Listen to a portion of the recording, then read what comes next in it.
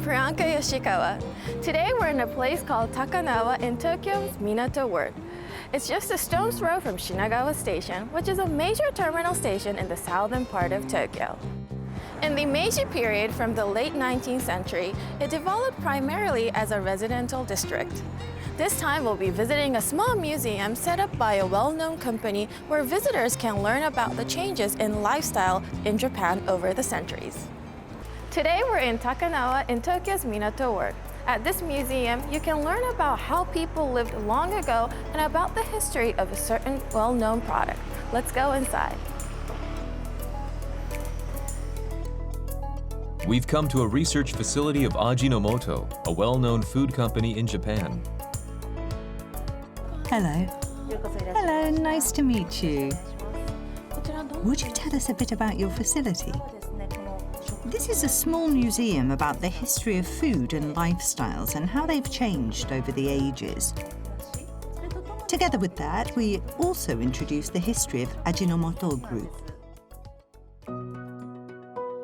The umami seasoning made by Ajinomoto, which also goes by the same name, is something that most people in Japan are familiar with. It's a product that boasts a history of more than a century. The museum is divided into 4 time periods, with displays showing how people lived and the products used at the time.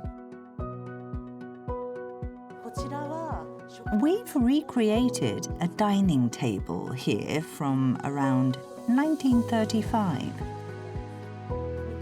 It's a tatami mat room with a round table called a chabudai, where families would sit around to eat. Ajinomoto was founded in 1909, and the first products came in unusually shaped bottles.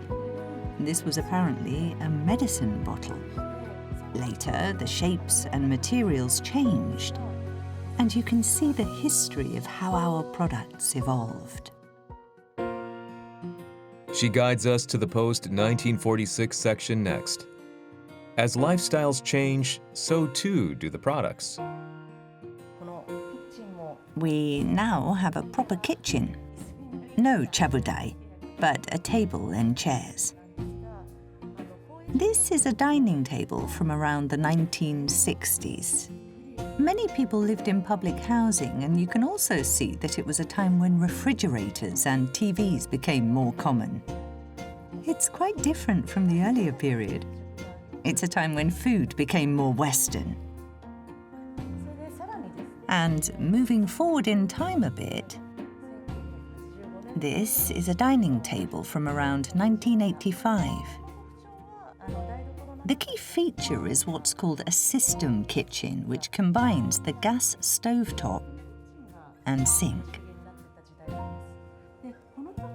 Around this time, more women started working, and there was demand for equipment to make cooking easier and more convenient. Food also changed, and you can see that the products found in the dining room also changed. Another point is that our company expanded overseas and, for instance, we launched our first overseas product called roti in Thailand. We started making all-purpose seasonings created specifically for each country, such as a product called masako for Indonesia. You can really get a feeling of each time period looking at the products together with lifestyles. Thank you.